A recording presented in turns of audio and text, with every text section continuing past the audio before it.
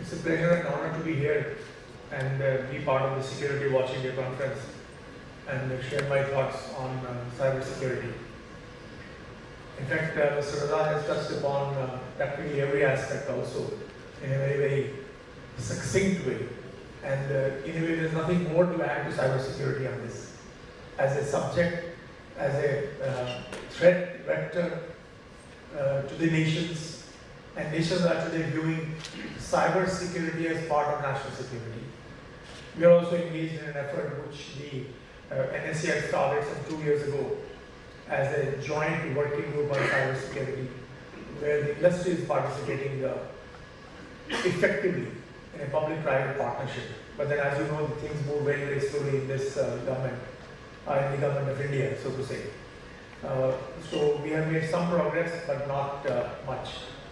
Let me start on the subject of cyber security with today's news item. I was telling Mr. Raza earlier that I read in the morning on the way in a Time report that Google's a particular part has been compromised and 6 million passwords are available on a Russian website, and they are in the open. That is, they were not encrypted, or at least they have been able to decrypt it. So there's so much data which is there, and maybe then now many people should consider changing their passwords of their Gmail accounts or any other services that they access on Google. And if you have all been seeing some news in the last 2 months, August as well as this month, Walmart, a retail chain, was compromised. Target was compromised, and in the banking sector, JP Morgan Chase was under attack. And last week, Home Depot, its payment gateway was compromised. I think more than 200 million accounts were hacked, both credit and debit cards. And it is said to be perhaps the biggest breach in the history of corporate world, banking and so on. In the UK, some hundreds of UK registered companies were used for more than a decade to launch attacks on small and medium businesses in UK and Germany. And this has been going on for the last 1 year without being unearthed. And it took more than sometime around August 2014 that they learned that this had happened. So you see the entire range of things which are there. The banking sector, the retail sector, the government sites, I'm not counting Pentagon and many others. And in our country, unfortunately, what happens, we don't even know. Because there's no concerted effort at unearthing things, or trying to find out. And then if there's something which is known, we have a tendency of pushing it under the carpet. Which means that from the events which happen, we do not want to learn from them to improve security, but then we try to tide over it. So we have unfortunately a tendency to be in this state of denial.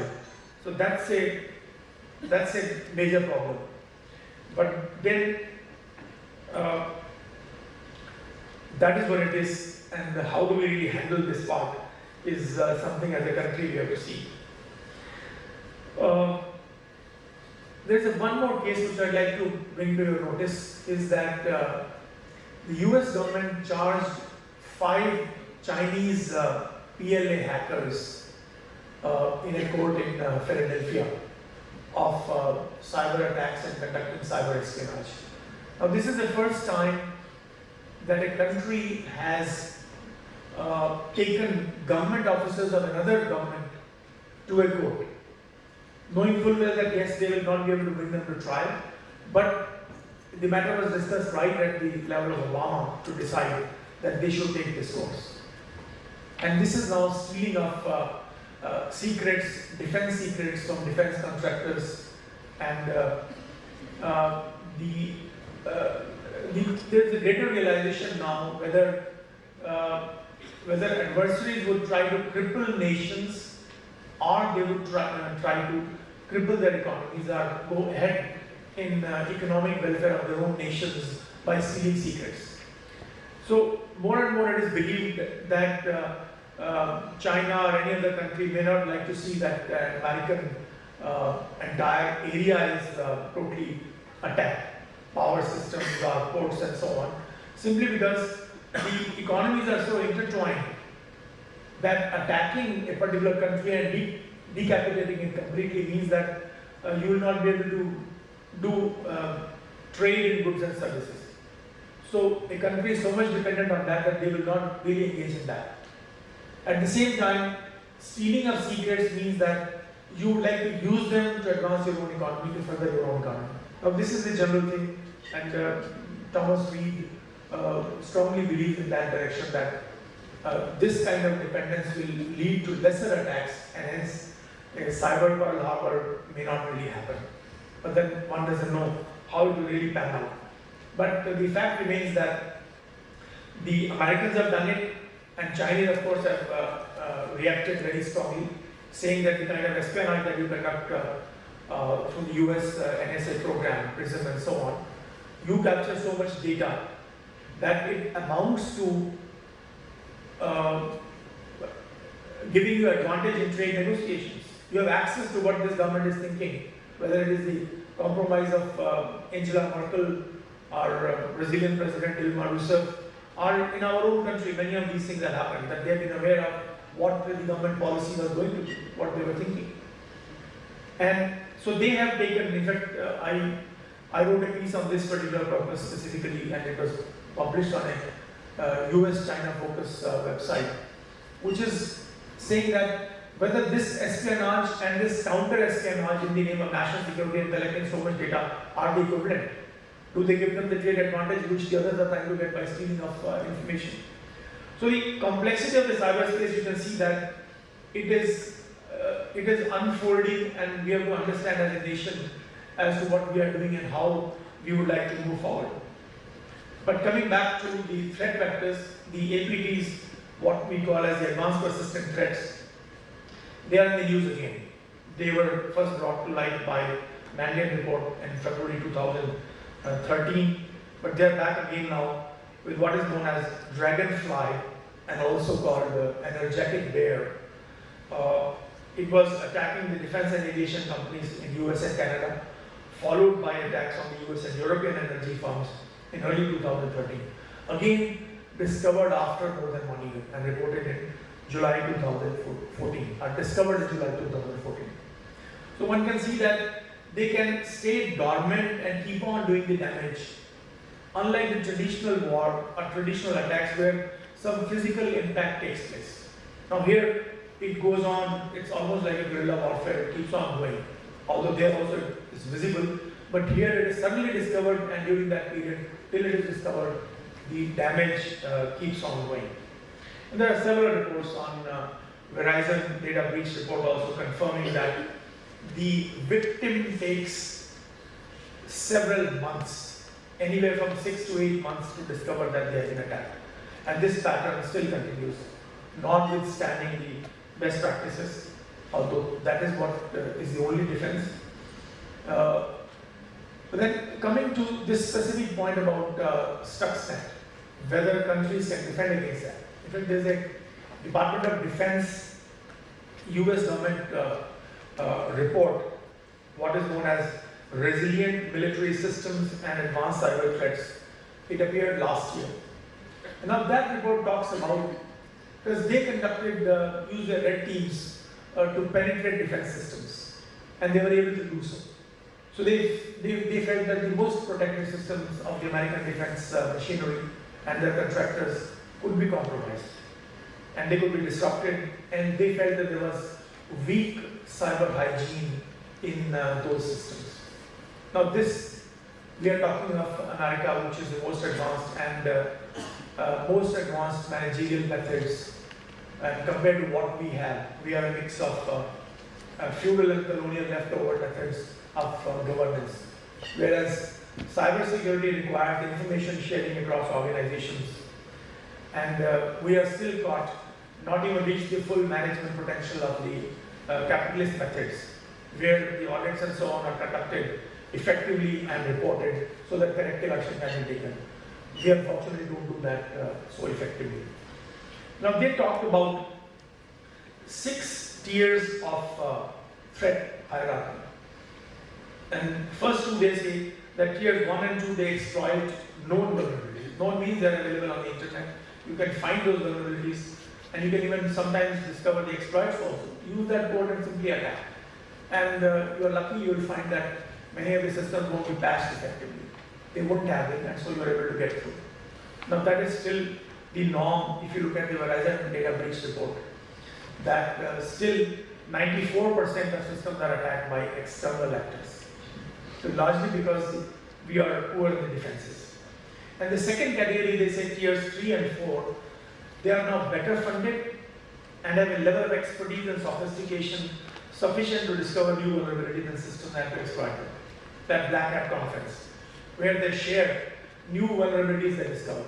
And if you look at the program of the US government, Israel and so on, this is not to decry them. You have to learn from them that we should also have similar programs in the interest of national security. Discover new vulnerabilities and use it to develop exploits and use it if they want to, if we want to in terms of finding out what others are doing. Now this is what they are doing, and they are doing in the interest of their own nations. Now these 3 and 4 are relatively difficult to defend against.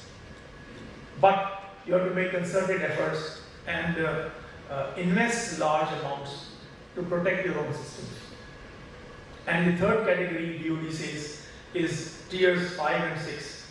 Attackers investing large amounts of money, which runs into billions of dollars, like the kind of Stuxnet.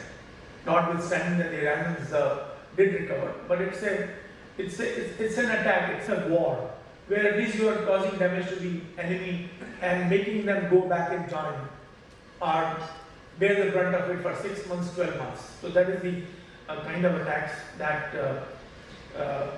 that they can launch.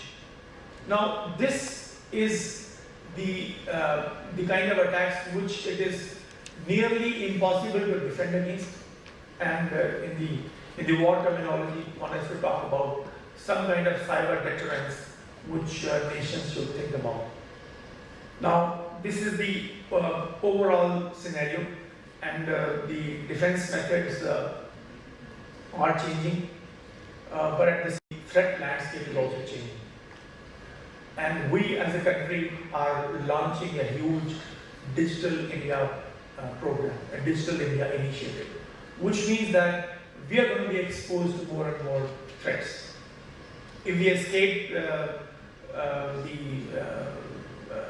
Eastern financial crisis, Mr. Raza was mentioning some time ago, because we were not integrated.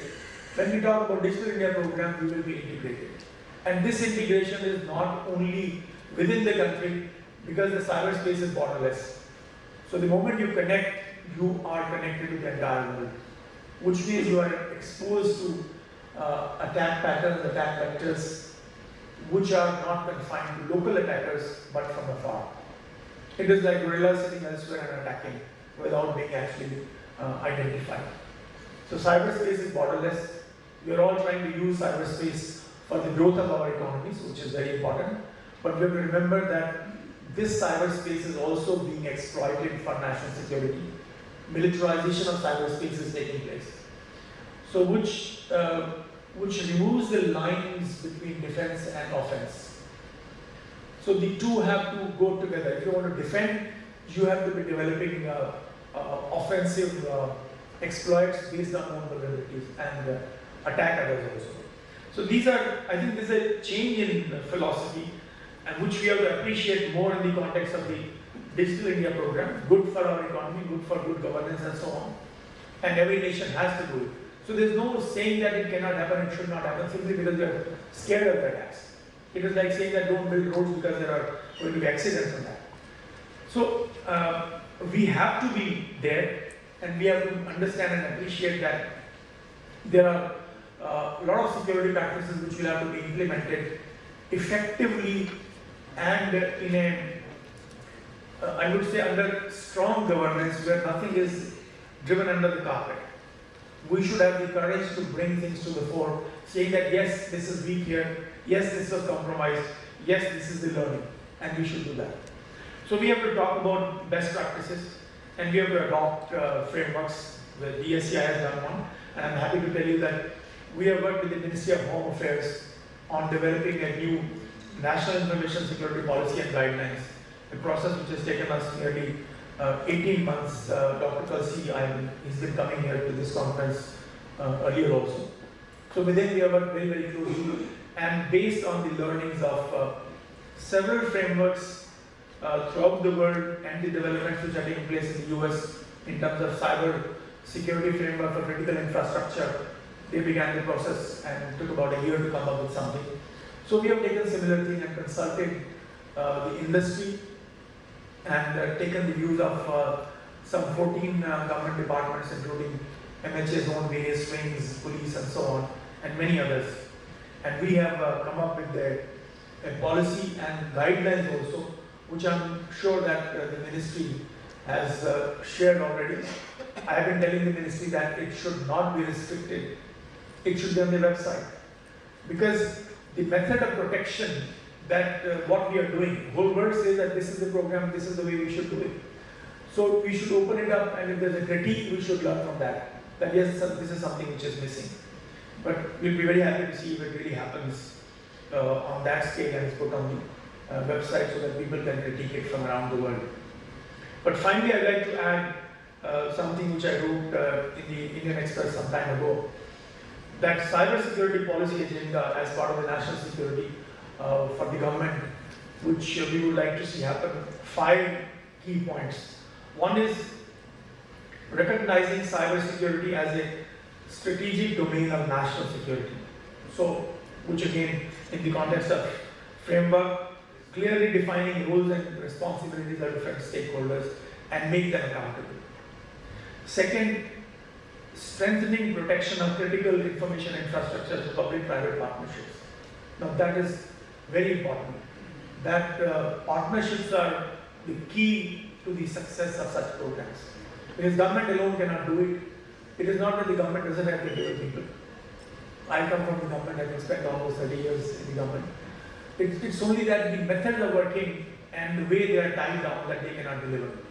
So private partnerships are critical. And third is promoting research and development, innovation, investments and entrepreneurship in cyber security. We at DSCI are working with a large number of entrepreneurs, some 15, 20 companies which are developing secure products in the country. And I'm very happy to say that they are doing a very good job. Many of them have reached even in the Gartner reports. So one is developing, other is getting acceptance, and third is wide-scale deployment. But then we have certain policies which don't let them come up. So we are struggling and working with the government to see whether such policies can be changed so that they get, we say that we must have indigenous things, but then they should get also the opportunity of being used in the country. Fourth is focusing on building capabilities and skills in defense. Now defense includes, as I said, cyber warfare, cyber command, offensive and defensive capabilities. And secondly, in the law enforcement agencies and judiciary, which is cybercrime investigation and cyber forensics. And the third element here is standards and workforce development. And of course, finally, the cyber diplomacy part also, where, as you all know, that we are engaged in discussions on the internet governance. That is, should the present pattern continue where it is controlled by the US Department of Defense, Department of Commerce, or the governance should be more democratic and open up. So this is multilateral versus multi-stakeholderism. So this is going on. And the last is that as a nation, if we really want to be a knowledge-based economy and go beyond simply providing services, then we have to take leadership in global forums to protect India's strategic interest in cyberspace. Because ultimately, the next war and the next way of controlling economies is going to be through cyberspace. So this has to be understood, and at various levels, we have to take center stage in diplomacy and other things. So with these words, I would like to conclude my talk and get into the next round of presentation. Thank you very much.